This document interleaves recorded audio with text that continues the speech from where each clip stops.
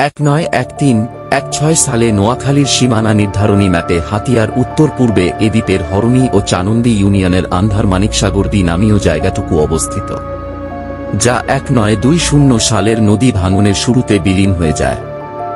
গেল শতকের 1904-1905 সালের দিকে সে জায়গাটুকু নতুন করে জেগে উঠলে হাতিয়ার আওতায় রেখে ভাষাঞ্চর নাম দিয়ে বন ও স্বরাষ্ট্র মন্ত্রণালয়ের গেজেটভুক্ত করে শরণার্থী সেন্টার স্টেশন করা হয়। নতুন করে চরটি পার্শ্ববর্তী সন্দ্বীপ উপজেলা তাদের দাবি করায় হাতিয়াবাসী এর প্রতিবাদে দেশের বিভিন্ন স্থানে বিক্ষোভ, সভাসমাবেশ, সংশ্লিষ্ট দপ্তরে স্মারকলিপি, আইনি নোটিশ প্রদানসহ আন্দোলন অব্যাহত রেখেছে। নোয়াখালী গেজেট, নোয়াখালী ও সন্দ্বীপের ইতিহাস।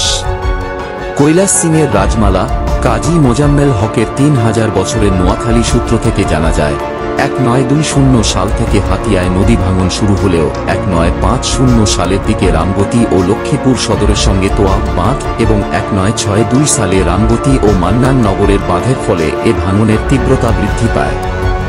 এ সময় দ্বীপের নীলক্ষীচর বাটা, হরণী ও চানন্দী ইউনিয়নের সাগরদী, আন্ধারমানিক, কজিমিজি ও তৎসংলগ্ন অনেকগুলো আবাদী চর নদীগর্ভে বিলীন হয়ে হাতিয়ার মানচিত্রকে আমূল পরিবর্তন করে দিয়েছে।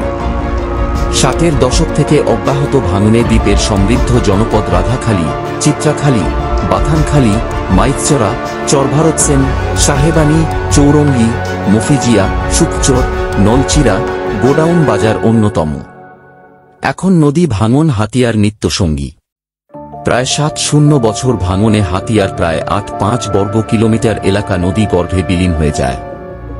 গত শতকের 1904-1905 সালের দিকে হাতিয়ার সীমানায় বঙ্গোপসাগর ও মেঘনার মোহনায় জালিয়ার চর, ঠেঙ্গার চরসহ কয়েকটি চর জেগে ওঠে, যেখানে 2002-2003 সালে হাতিয়া বন বিভাগ বনায়ন সৃজন করে বলে জানান নলচিরা রেঞ্জ, যা বন্দস্যু জলদস্যুদের দখলে চলে যায়।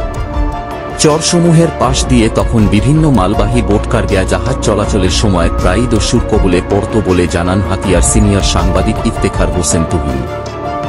2021 সালের 6 জুলাই নোয়াখালী উপকূলীয় বন বিভাগের গেজেটভুক্ত বনভূমির বিবরণীতে দেখা যায়, ফরেস্ট সেটেলমেন্ট কার্যালয় 2011 সালের 2-5 আগস্ট জালিয়ার চরের 100,000 একর বনভূমির 5,000 একর সংরক্ষিত বন ঘোষণা করে।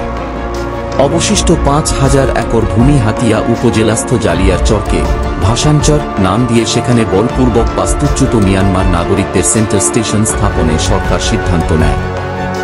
এ সিদ্ধান্তে 2017 সালে বাংলাদেশ নৌবাহিনী ভাষাঞ্চর তাদের নিয়ন্ত্রণে নিয়ে যায়।